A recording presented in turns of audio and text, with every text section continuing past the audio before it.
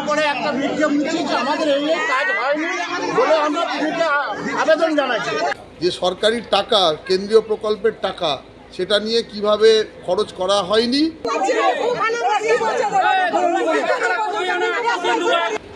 রাস্তা বলে কিছুই নেই, নোংরা চতুর্দিকে ভর্তি, ড্রেন বলে কিচ্ছু নেই।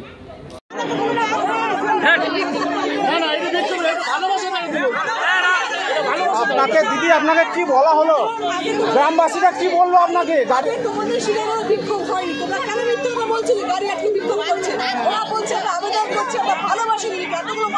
গ্রামবাসীরা কি বললো?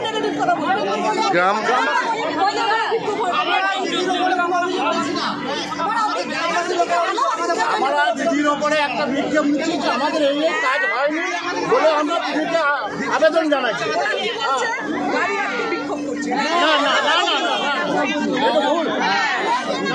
বিক্ষোভের ঘটনা আজকে প্রথম নয়, ওনাকে এই প্রচার চলাকালীন সময়ে বেশ কয়েকবারই এই বিক্ষোভের সম্মুখীন হতে হলো এবং ওনার নিরাপত্তারক্ষীরা বিক্ষোভকারীদের দিকে তেড়ে যান।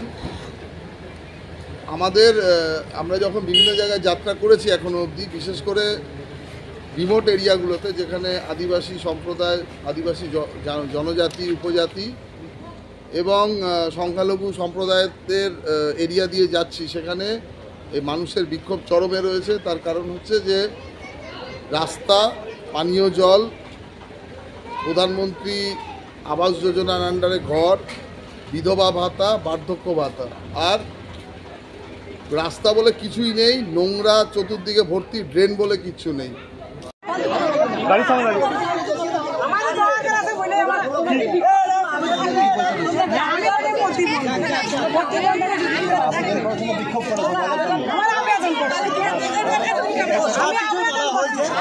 কি করলো?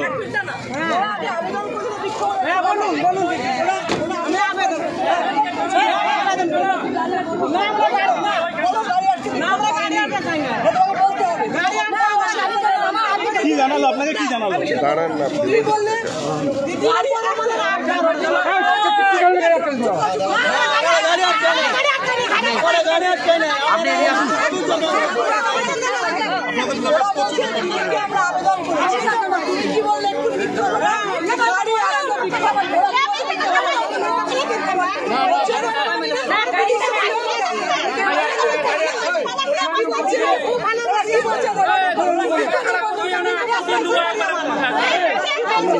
এই যে উনি বলেছিলেন যে আমাকে ফ্রিতে দেখতে গেলে আমাকে ভোট দিন, তাহলে আপনারা ফ্রিতে দেখতে পাবেন। তো মানুষের বোঝা উচিত এবার যে ফ্রিতে দেখতে গিয়ে যে সরকারি টাকা, কেন্দ্রীয় প্রকল্পের টাকা, সেটা নিয়ে কিভাবে খরচ করা হয়নি বা অন্যান্য ক্ষেত্রে মিসইউজ করা হয়েছে। যদি একজন সঠিক সাংসদ এখানে নির্বাচিত হতেন, অন্তত এখনকার যে নারকীয় অবস্থা তার থেকে মানুষের ডেভেলপমেন্টটা অনেক বেশি হতো এবং মানুষের আজকে এত খারাপ অবস্থা হতো না।